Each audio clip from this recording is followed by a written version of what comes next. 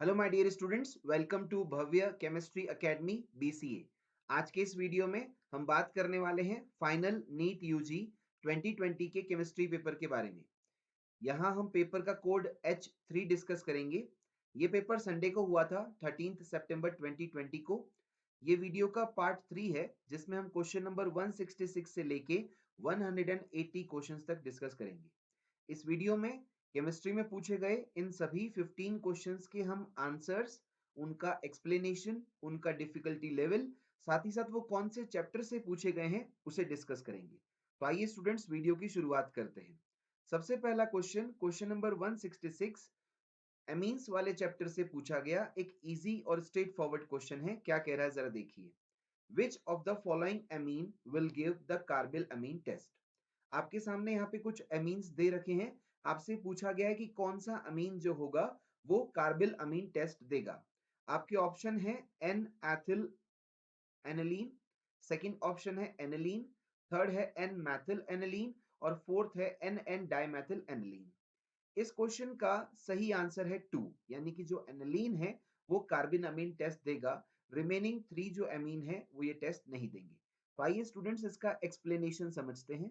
तो देखिए ध्यान से, aliphatic and aromatic primary amines give Hofmann isocyanide test और हॉफमैन कार्बिल अमीन रिएक्शन।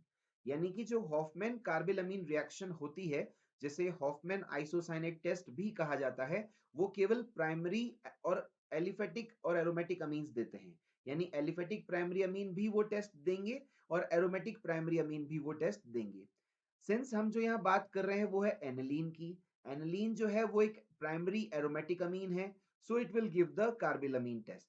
तो आप देख सकते हैं स्टूडेंट्स की जो ऑप्शन 1, 3 और 4 है ये सेकेंडरी और टर्शरी अमीन है, इसलिए ये टेस्ट नहीं देंगे। जैसे फर्स्ट ऑप्शन की बात करें तो ये सेकेंडरी अमीन है, थर्ड ऑप्शन की बात करें तो ये सेकेंडरी अमीन है, फोर्थ ऑप्शन की बात करें तो टर्शरी अमीन है। लेकिन जो सेकंड ऑप्शन है वो है एनिलीन, वो एक प्राइमरी एरोमेटिक अमीन है, इसलिए वो कार्बिल अमीन टेस्ट देगा। ओके, हेंस इस क्वेश्चन का जो राइट आंसर हो जाएगा वो है option 2, that is aniline. Okay students, अब हम आगे बात करते हैं नेक्स्ट क्वेश्चन की। तो देखिए ध्यान से, क्वेश्चन नंबर 167 हाइड्रोकार्बन यूनिट से एल्कीन चैप्टर से पूछा गया एक मॉडरेट क्वेश्चन है। क्या कह रहा है जरा देखिए। An alkene on ozone lysis gives methylene as one of the product. Its structure is, यानी एक एल्कीन है जिसका हम ओजोन लाइसिस जब करवाते हैं तो आपके पास मैथनल एक प्रोडक्ट के रूप में फॉर्म होता है। तो बताना है उस एल्कीन का स्ट्रक्चर क्या है। तो इसके ऑप्शंस, इसके आंसर और फिर इसका एक्सप्लेनेशन देखते हैं। तो आप देख सकते हैं यह है इस क्वेश्चन के लिए फोर ऑप्शंस 1, 2, 3 एंड 4। आपके पास फोर डिफरेंट एल्कीन्स दे रखी हैं। इस क्वेश्चन का राइट आंसर है 4, यानी 4 स्ट्रक्चर जो दे रखा है एल्कीन का, वहां से आपके पास methanal as one of the product obtained होगा by the ozonolysis of the alkene. अभी कैसे होगा तो हम रिएक्शन को समझते हैं। देखिए इसका एक्सप्लेनेशन। तो जैसा कि हमने कहा, the ozonolysis reaction of an alkene can be expressed as follows. अगर हम जो रिएक्टेंट एल्कीन फोर्थ वाली लेते हैं और उसका ओजोन लाइसिस को देखते हैं तो वो कैसे होगा। तो आपने लिया है रिएक्टेंट एल्कीन, इसका ओजोनोलाइसिस करवाया है। ओजोन लाइसिस कराने पर सबसे पहले साइक्लिक ओजोनॉइड बनेगा, 5 मेंबर्ड रिंग होगी, यहाँ पे आप देख सकते हैं। तो यहाँ जो डबल बॉन्ड है ये ब्रेक हो जाएगा और ओजोन मॉलिक्यूल के यहाँ पे 3 ऑक्सीजन एटम आके जुड़ने से एक ओजोनॉइड बन जाएगा। फिर आप जब जिंक और H2O से रिएक्शन कराते हैं तो ये जो साइक्लिक ओजोनॉइड है ये ब्रेक होता है और आपके पास कार्बोनिल कंपाउंड का फॉर्मेशन होता है। तो यहाँ पे एक कार्बोनेट कंपाउंड तो बन जाएगा साइक्लोहेक्सिल एथेनल और दूसरा हो जाएगा मैथनल। तो जैसा कि क्वेश्चन में कहा गया कि आपके पास मैथनल एक प्रोडक्ट के रूप में फॉर्म हो रहा है, तो वो तभी हो पाएगा जब टर्मिनल डबल बॉन्ड हो, और वो है फोर्थ वाली एल्कीन के अंदर। तो इस क्वेश्चन का आंसर हो जाएगा फोर्थ। ओके स्टूडेंट्स, अब हम आगे बात करते हैं नेक्स्ट क्वेश्चन की। क्वेश्चन नंबर 168 अल्कोहल, फिनॉल और ईथर चैप्टर से पूछा गया एक इजी क्वेश्चन है। क्या कह रहा है जरा देखिए। Anisole on cleavage with HI gives, यानी जब हम एनिसोल का क्लीवेज HI के साथ कराते हैं तो वहां से क्या ऑब्टेन्ड होता है। आपके ऑप्शंस हैं, फर्स्ट है iodobenzene and ethanol, second option है phenol and methyl iodide, third option है iodobenzene and methanol, fourth option है फिनॉल एंड आइडोएथेन। इस क्वेश्चन का करेक्ट आंसर है 2, यानी आपको जब एनिसोल का क्लीवेज HI के साथ होगा तो आपके पास फिनॉल मिलेगा और वहां पे आइडोमेथेन साथ में मिलेगा। ठीक है, अभी कैसे आया तो आइए हम इसका एक्सप्लेनेशन देखते हैं। तो देखिए ध्यान से explanation. The reaction between anisole and 1 mole of HI can be represented as follows. Anisole का जब हम क्लीवेज करा रहे हैं 1 मोल ऑफ HI के साथ तो रिएक्शन कैसे होगी देखिए। HI में जैसा कि आप जानते हैं आयोडीन इज मोर इलेक्ट्रोनेगेटिव, तो उसके ऊपर पार्शियल नेगेटिव चार्ज होगा और हाइड्रोजन के ऊपर पार्शियल पॉजिटिव होगा।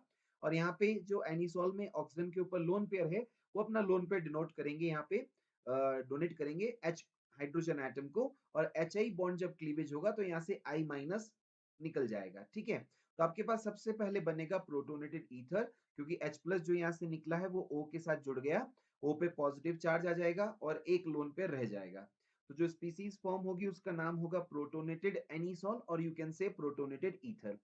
फिर इसके ऊपर I माइनस का न्यूक्लियोफिलिक अटैक होगा बैक साइड से SN2 मैकेनिज्म से, तो वहां से आपके पास आइडोमेथिन बन जाएगा और फिनॉल वहां से रिलीज हो जाएगा। तो आपके पास phenol plus iodomethane as a product form हुआ है। ठीक है, अब यही बात हमने यहाँ पे कही है, देखिए ध्यान से। In the above reaction the first step involves the protonation of ether और the formation of protonated ether. ठीक है, यानी फर्स्ट स्टेप में क्या हो रहा है कि आपके पास ईथर का प्रोटोनेशन हो रहा है, ईथर पे प्रोटोन आके जुड़ रहा है जिससे प्रोटोनेटेड ईथर बनेगा। सेकंड क्या बोला, while the second step involves the nucleophilic attack of iodide ion by SN2 mechanism। Second step में जो आयोडाइड आयन है उसका न्यूक्लियोफिलिक अटैक होगा SN2 मैकेनिज्म से, जिससे कि फिनॉल और आइडोमेथिन का फॉर्मेशन होगा एज द प्रोडक्ट्स। ओके, इसका मतलब जो सही आंसर है इस क्वेश्चन का वो है ऑप्शन 2। अब हम आगे बात करते हैं नेक्स्ट क्वेश्चन की, question number 169।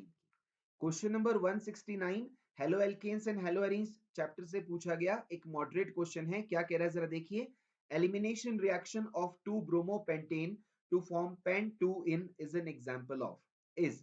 Okay, you are given some options. First says beta elimination reaction, follow Zaitsev's rule, dehydrohalogenation reaction and dehydration reaction. आपके पास ऑप्शन है कि करेक्ट क्या है। तो फर्स्ट ऑप्शन कह रहा है ए बी डी, सेकंड कह रहा है ए बी सी, थर्ड कह रहा है ए सी डी और फोर्थ कह रहा है बी सी डी। इस क्वेश्चन का राइट आंसर है 2, यानी कि ए बी सी जो ऑप्शंस में बात कही गई है वो बिल्कुल सही है। यानी कि जो एलिमिनेशन है 2 ब्रोमोपेंटेन का जिससे पेंट 2 इन बनता है वो बीटा एलिमिनेशन रिएक्शन भी है, ज़ेस्ट रूल को भी फॉलो करता है और वो डीहाइड्रोहेलोजिनेशन रिएक्शन भी है। अभी कैसे है तो हम रिएक्शन को देखते हैं और फिर उसका एक्सप्लेनेशन देखते हैं।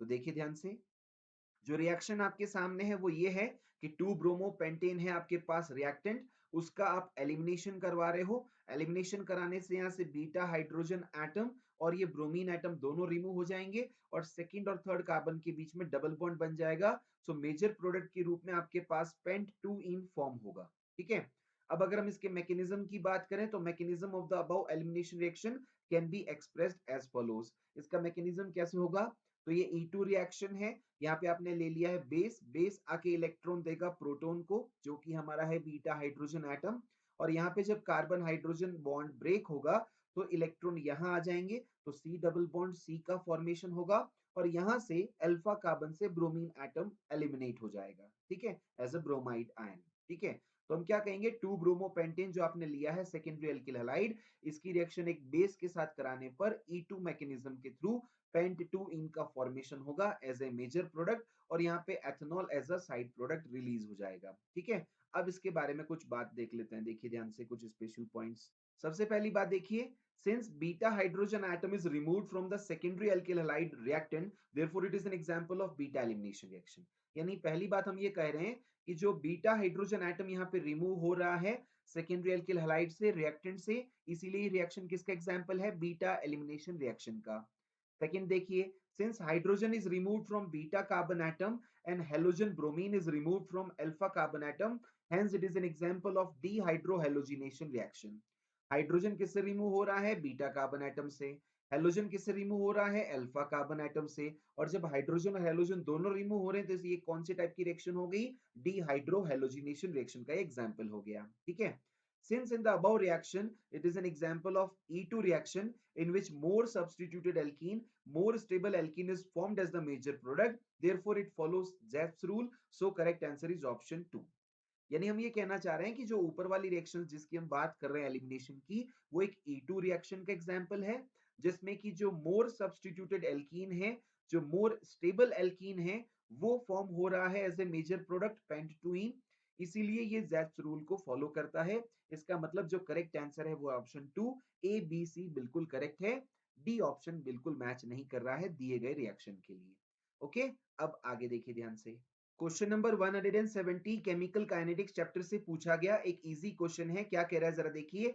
N increase in the concentration of the reactants of a reaction lets to change in.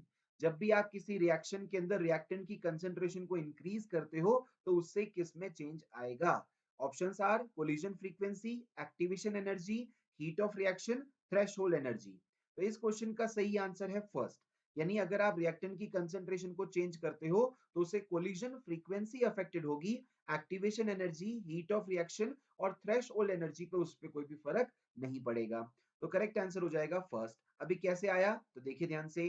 Collision frequency depends on the reactant molecules and it is directly proportional to the number of reactant molecules per unit volume.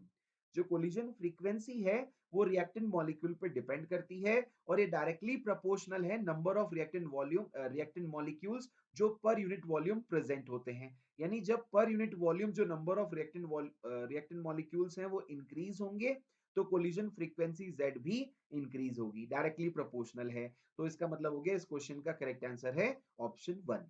Okay, अब आगे बात करते हैं next question number 171 की। Question number 171 एक moderate question है, biomolecules chapter से पूछा गया।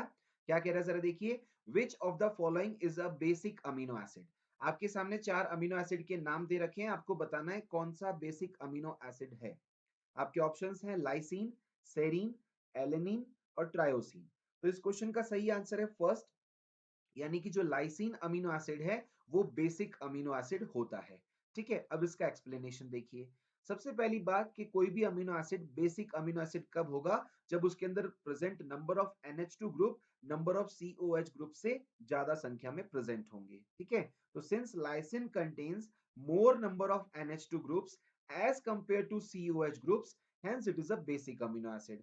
बेसिक अमीनो एसिड ये क्यों है लाइसिन, क्योंकि इसके अंदर जो नंबर ऑफ NH2 ग्रुप हैं वो नंबर ऑफ COH ग्रुप के कंपैरिजन में ज्यादा है। जैसे कि आप इसकी स्ट्रक्चर से देख पा रहे हैं NH2 CH2 CH2 CH2 CH2 CH NH2 COH।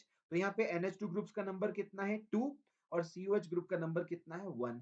अगर आप इसको कायरल कार्बन के फॉर्म में रिप्रेजेंट करना चाहते तो H COH NH2 and CH2 whole 4 NH2। तो आप यहाँ से भी देख सकते हैं, यहाँ पे 2 NH2 ग्रुप प्रेजेंट है और 1 COH ग्रुप है, इसलिए कैसा हो गया basic amino acid.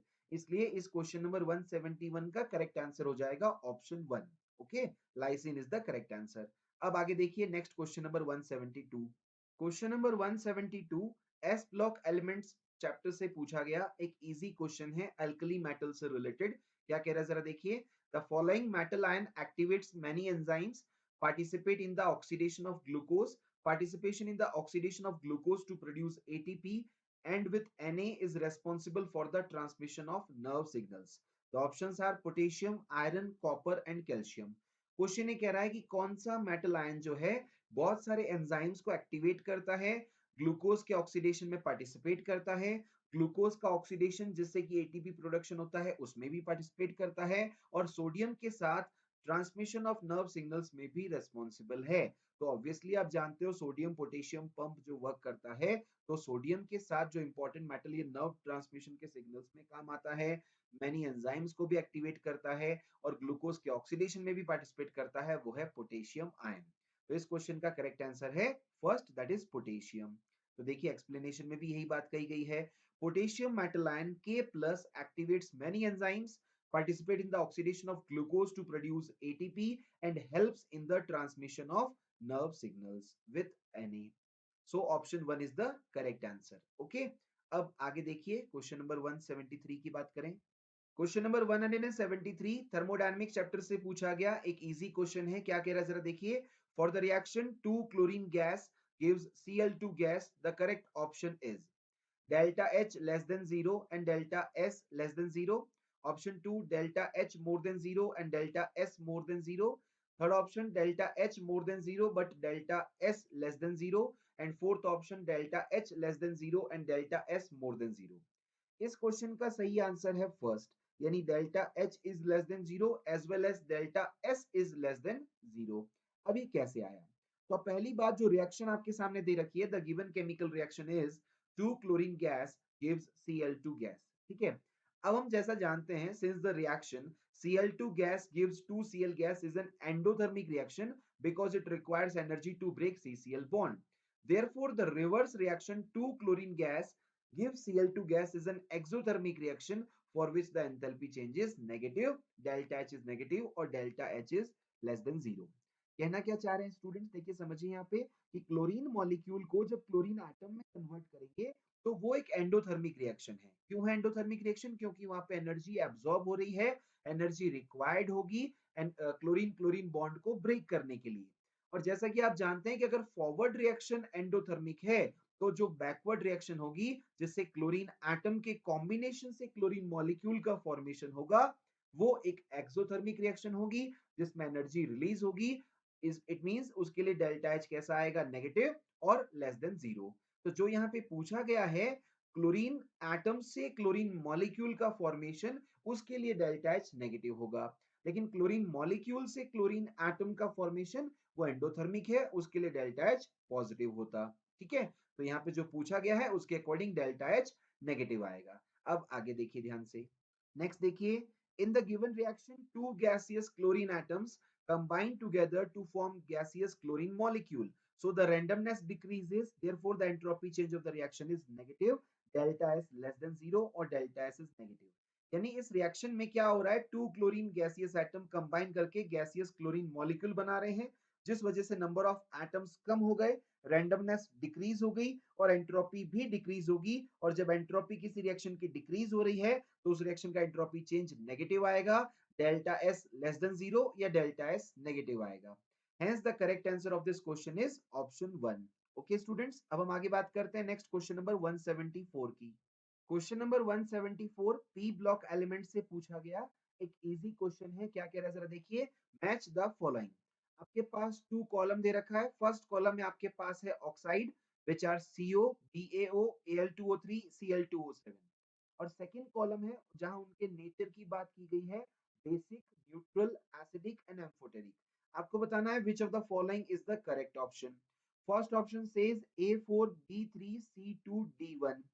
second option says A1 B2 C3 and D4। third option says A2 B1 C4 and D3। fourth option says A3 B4 C1 and D2।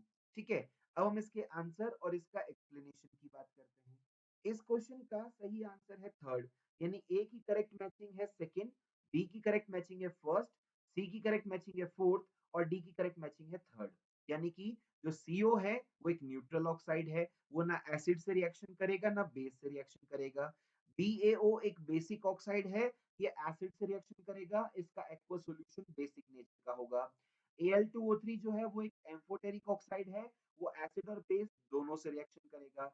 Cl2O7 जो है वो एक एसिडिक ऑक्साइड है, इसका एक्वस सॉल्यूशन एसिडिक होगा और ये आसानी से बेस से रिएक्शन कर देगा।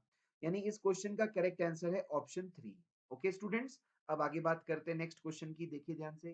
Question number 175 surface chemistry chapter से पूछा गया एक इजी क्वेश्चन है। क्या कह रहा है जरा देखिए, measuring zeta potential is useful in determining which property of the colloidal solution.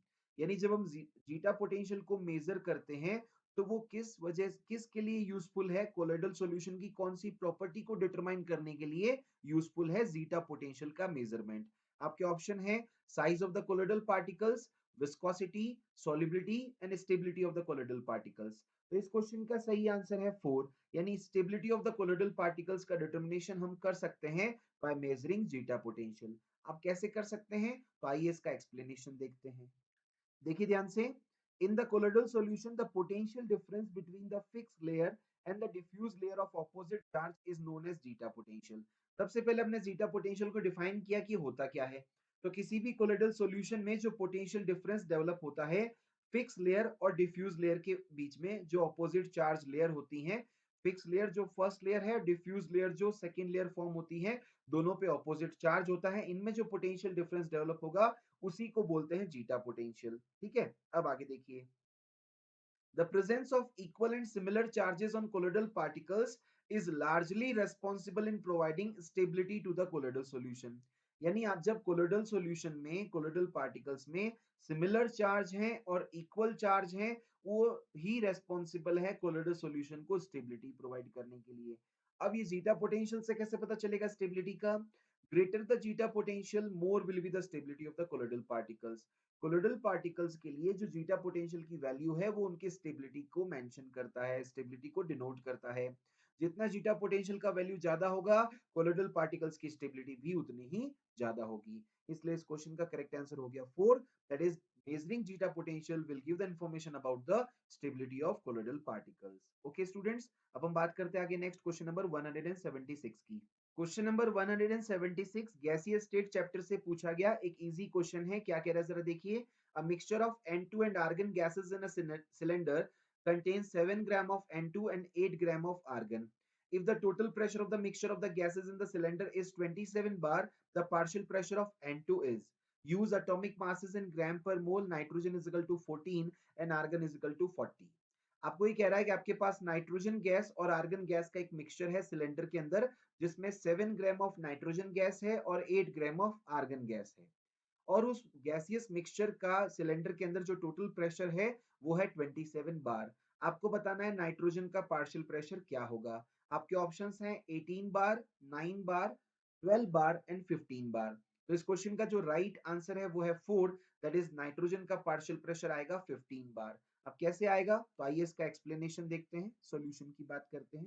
सबसे पहले देखिए, हम नंबर ऑफ मोल्स की बात करें तो number of moles of nitrogen, n nitrogen क्या हो जाएगा, mass upon molar mass. Mass question में गिवन है 7, मोलर मास N2 का हो जाएगा 28, तो 7 by 28 आ जाएगा 1/4। On solving we get 0.25 moles.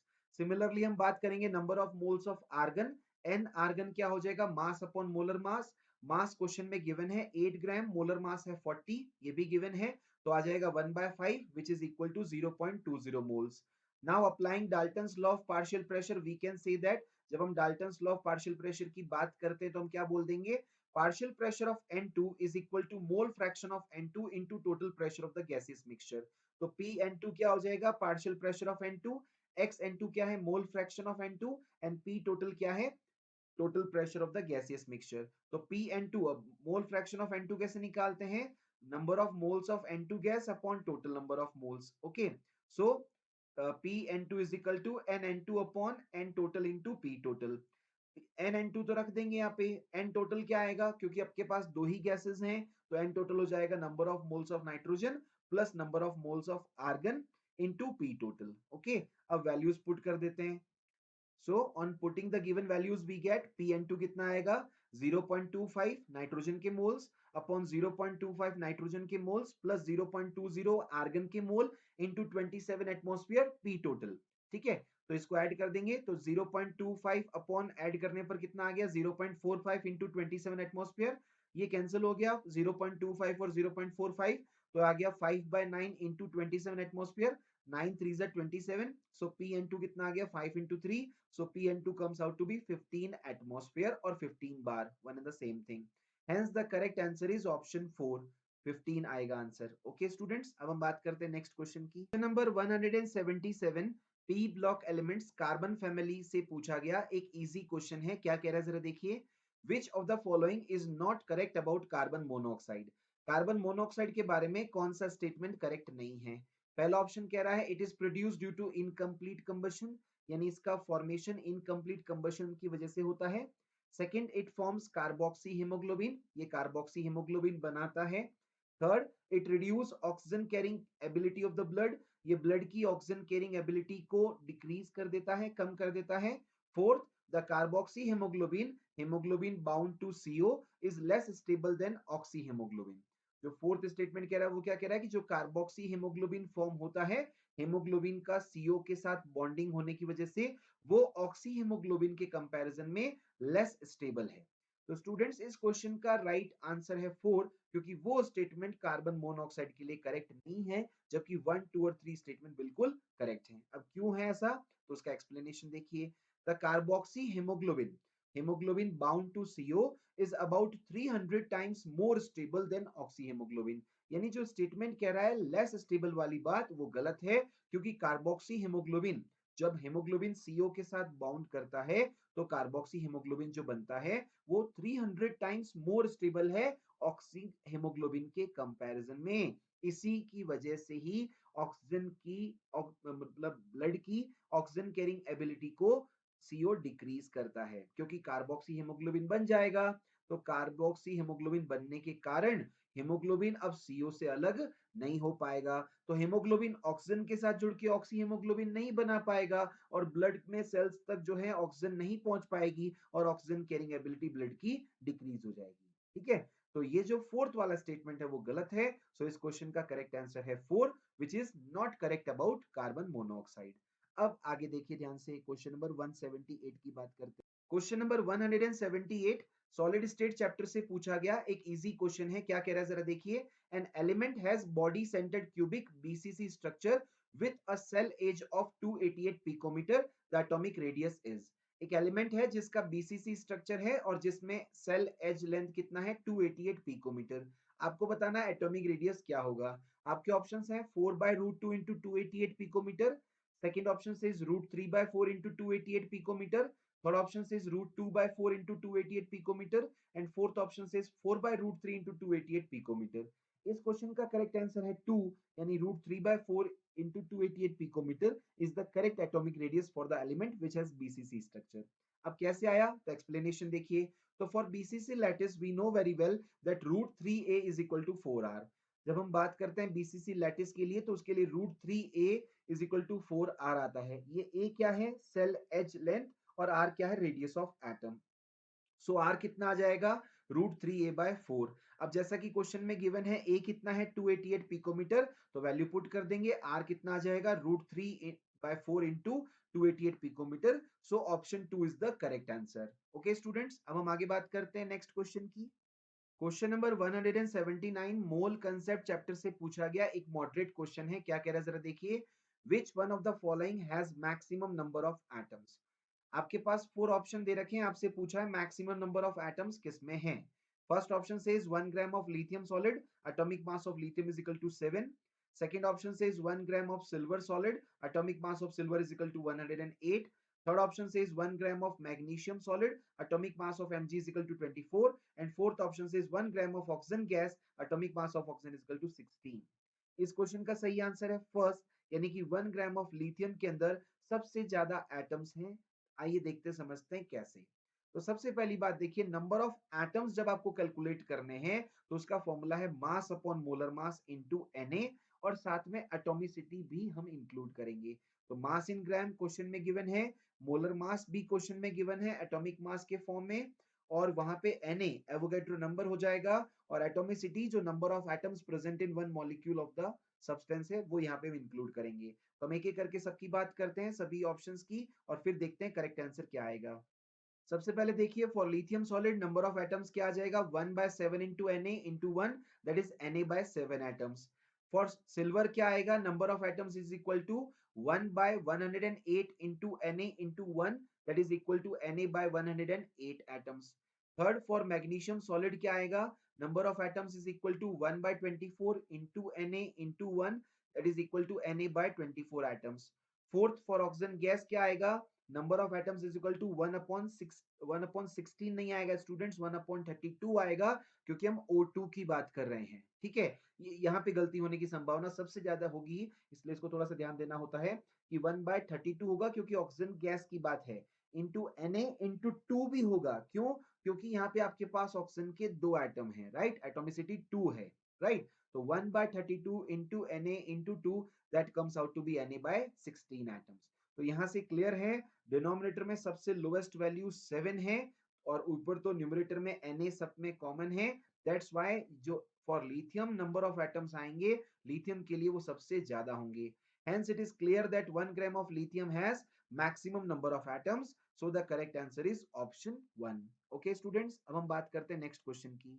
तो देखते ही देखते हम आ गए इस वीडियो के लास्ट क्वेश्चन पे, जहां हम बात कर रहे हैं क्वेश्चन नंबर 180 की। ये इलेक्ट्रोकेमिस्ट्री चैप्टर से पूछा गया एक इजी क्वेश्चन है, लेकिन अगर आपको ये कंसेप्ट नहीं पता है तो ये मॉडरेट भी हो सकता है, but as per the level of the question it is an easy question from electrochemistry। क्या कह रहा है जरा देखिए। on electrolysis of dilute sulfuric acid using platinum electrode the product obtained at anode will be।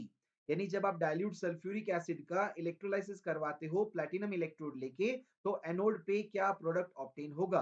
आपके option है SO2 gas, hydrogen gas, oxygen gas and H2S gas. तो देखिए अब इसके आंसर और एक्सप्लेनेशन की बात करते हैं।